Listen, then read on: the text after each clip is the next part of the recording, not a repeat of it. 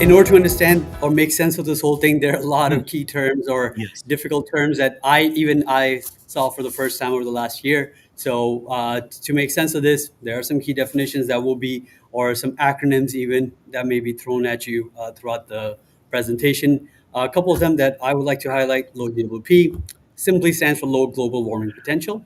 It's Yep. a rating system to measure the global warming potential. For ACs and heat pumps, the requirement will be a value of less than 700 100. GWP to be compliant. Uh, it was a measurement developed by the EPA to allow comparisons of different gases, including HVAC refrigerant, and it is a common use of measurements for greenhouse gas emissions.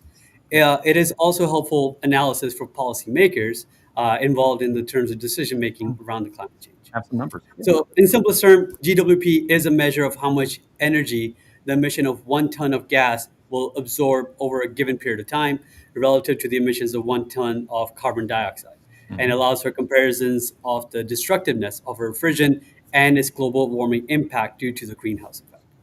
Indeed. Another one that I just want us to be familiarized with is the HFC. It is a blended refrigerant containing hydrogen, fluorine, and carbon.